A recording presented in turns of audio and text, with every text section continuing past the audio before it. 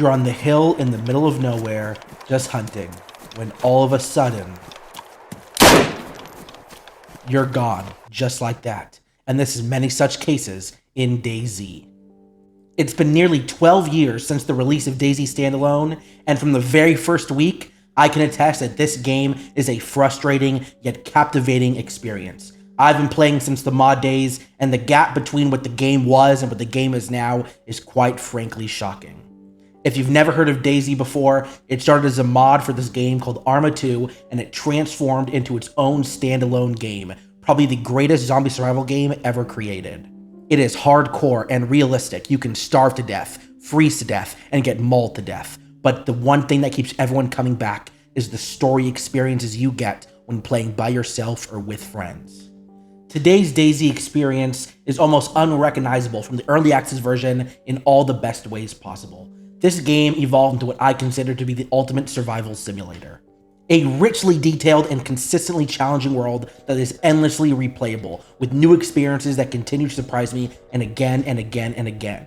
And the game is still going strong.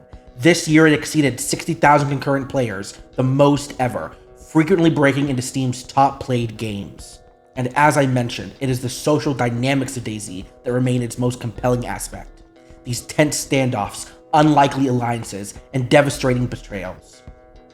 That's why this game sticks with you for so long, because you don't have another game that you can remember specific encounters from years ago with crystal clarity. The time you spawned on the coast with nothing but a can of beans, and despite having nothing, you stumble upon an ambush. What happened here, you'll never know, but now you're fully looted and ready to head up and get even better gear.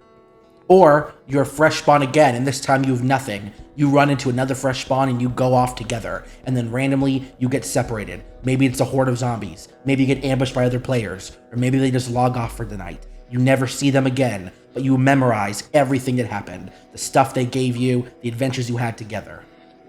But the game wasn't always like this. When it launched back in 2012 in early access, everyone was disappointed. The game lacked base building, it only had 3 weapons, and it was empty. The zombies were glitchy. And now I will admit the zombies have gotten a little bit better. They're still not the massive amount of swarm that we come to expect, but I think eventually that'll be improved upon. What has improved over time realistically is all the variants of loot, the new weapons, and more importantly, the base building. As DayZ enters its second decade, its future looks surprisingly bright.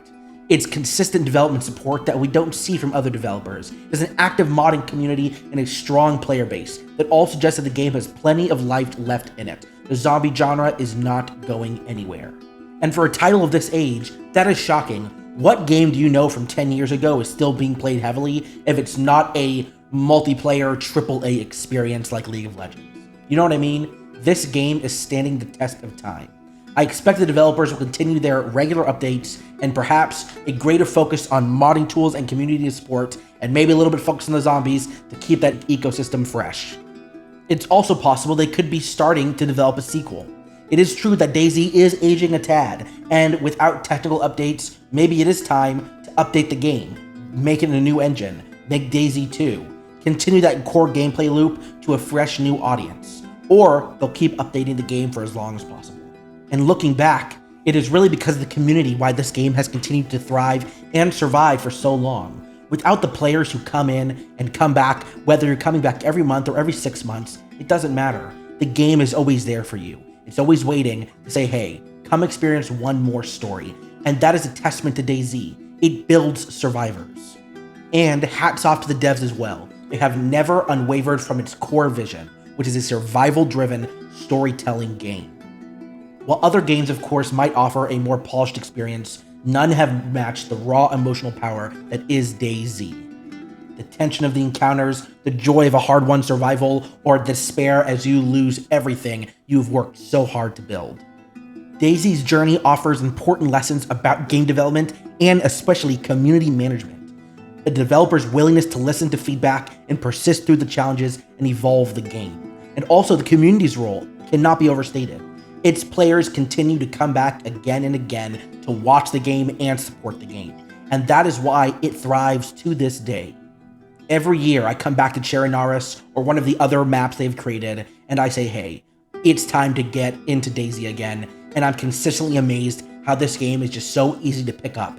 Yes, it might be a hardcore survivor, but there is no difference. You go, you spawn on the coast, or you spawn in the forest, you loot up, and you go have a good time. The landscapes might change, but the stories never do. DayZ is that platform. It's a social space. It's a 12-year journey from a troubled modding to a gaming institution worth celebrating. And I can't wait to see what stories happen in the next 12 years of DayZ. Thank you. I've been Videos to Eat 2. I hope you enjoyed this video. Have a good one.